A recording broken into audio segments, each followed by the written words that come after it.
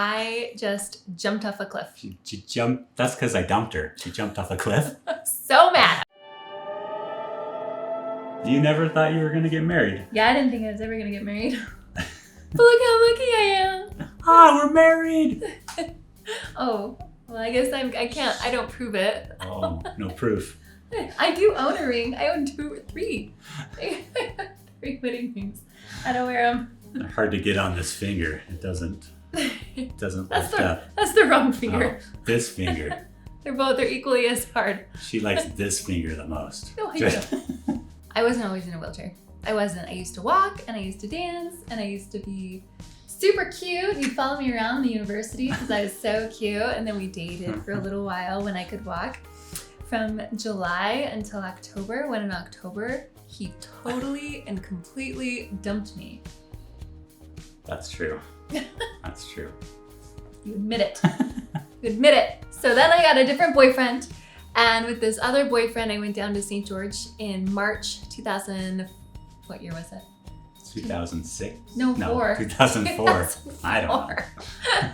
In March 2004, I went down to Southern Utah, and I'd never been to Southern Utah before. And it's pretty with the red rocks and the red. Have you ever been to Southern Utah before? Yeah, I think so. Anyway, so I went with my other boyfriend after you dumped me to Southern Utah, and I was jumping on the rocks, jumping from one boulder to another boulder to another boulder until I saw this one last boulder, and I jumped for it. And on accident, I just jumped off a cliff. She jumped. That's because I dumped her. She jumped off a cliff. So mad. I was so upset. She was so upset Yes. that I dumped her. She jumped off a cliff. Is that what happened? No. Oh, okay. It's an accident. No one should jump off cliffs, especially if they get dumped. And I jumped off Turtle Rock in St. George, and my boyfriend came to try to find me, and he knew where I had been because I'd taken my sweater off on the cliffs above. And so he didn't pick up my sweater or anything. He just came over and he saw me on the ground, like 45 feet below, and he ran and found the rock climbers that he'd just been watching just like some minutes before.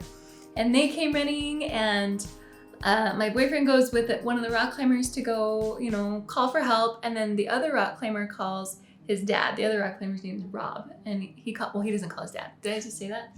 I think you said he called his dad. My boyfriend called his dad. And then Rob called 911, and 911 wanted me to keep talking. And so I'm there with Rob, and he's like, "Can I do anything for you? What do you need?" And the first things out of my mouth, I was like, "Call my mom. Tell her I'm okay." Which would have been a really creepy phone call, like if you were my mom. Hello, I'm with your daughter. She's okay. From this strange man.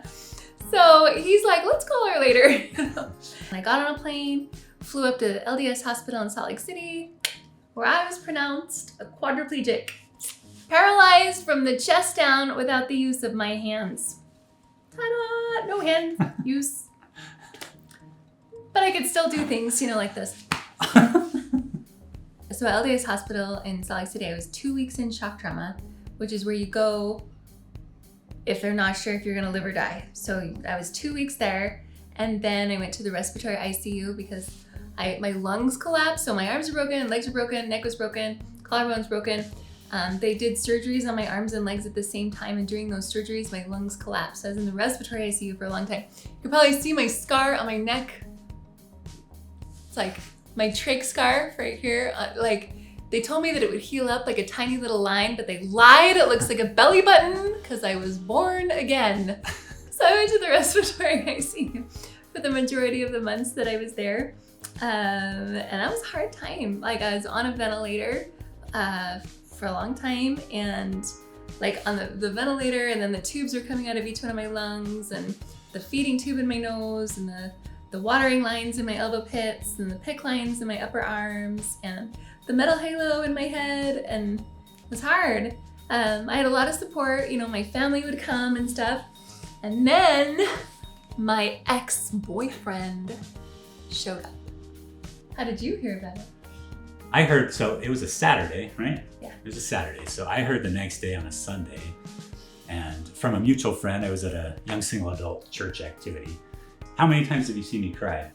So I saw you, I can count the number of times. So you cried at your grandmother's funeral, and when our friend died, our mutual friend died.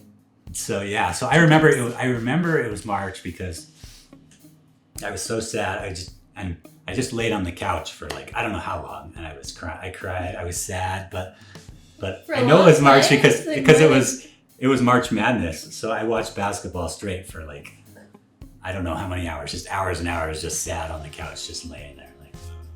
Oh, so really sad. And then eventually I came and visited you, and I don't know what you did. I don't know if you wanted me to come visit you. I did. Well, I loved anybody who came to visit me, but I mean, you know. Me especially. You especially. Obviously, we had a connection, you know. But so, thanks for visiting me. He played the guitar for me because he plays the guitar. And I own a guitar, so she thinks I play a guitar. He made me an animal balloon, like a bear holding a flower attached to my IV cord. Look, I made her another one. Oh, it was cute. It looked just like that. And he attached it to my IV cord, so it was like smiling down at me with the little flower. It was really cute. And he's not too much of a talker. This is the most you've heard me talk in a year or two, right? Today. That's not untrue. So he would just come to the hospital and like look at me, like, you know. And my boyfriend, because I still had my great boyfriend at the time. He was a good guy, and he would come and he's like, "Who is this guy? Like, why does this guy always come here? Like, make him leave." But that he's a good boyfriend. But he and I broke up after I got out of the hospital a couple of months, and then I was single for a short time, which was pretty hard. And then my ex-boyfriend and I got back together, and you were with me the first time I brushed my teeth myself. Ding! You were with me the first time I drove a car, and you said the last time I drove a car when the two of us She doesn't drive. I don't let her drive me. Next time she drives me will be the last time because we're gonna die. No, it's not. And he's here with me today to tell the story of how I got paralyzed and the super, you know, people think that when their life hits a trial that it's over. Like my life, you know, because it's not the way it was, it can never be happy again. You know, I would love to walk, and I would love to dance, and I would love to stand up, and I'd love to not be in a wheelchair. Like that would be preferred. I wouldn't trade all of the overcoming for any avoiding that I could have had. There's just so much, it's just so much more beautiful on the other side of awful if you trench through the awful first. And we got married. Happiest day of your life, in my life. We got married 4 years after I was paralyzed in 2008. So, and you married me, wheelchair and all, huh? Yeah. Everyone has a disability and everyone feels unlovable sometimes. And, you know, it's not true that no one could love us, that no one could love you, you know, because there are people out there who are willing to look past disabilities that are so obvious and terrible, you know, people like me who can look past his huge flaws and disability. No, just kidding. That's true. It goes both ways. Just because you can't see disabilities doesn't mean they're not there. But I love him in spite of his, and he loves me in spite of mine. And sometimes I think you love me because of mine, because you really did not want to dance. When I called you up and I was like, let's go dancing at the Tropicana, he's like, I'll go. That's high up there on one of the reasons we got married. So we can go into that story of dancing later, huh? Yeah, he's like, I guess I'll marry you since there is zero chance that we are gonna go dancing on the weekends. I fear death. When we're dead, you're gonna make me dance. Yes, I am. And it will all be perfect when we're dead too, so he'll be a great dancer. I'm not scared to die, I'm scared to dance when I'm dead.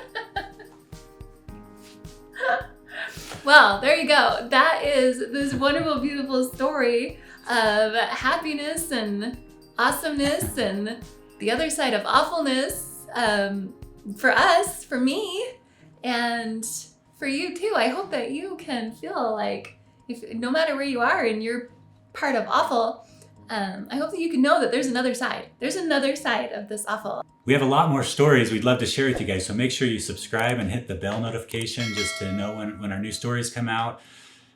We'd love to hear from you in the comments. If you want to hear more stories, we could talk about when we got married or how we got engaged, maybe on our honeymoon when I was chased by by a local in St. Thomas.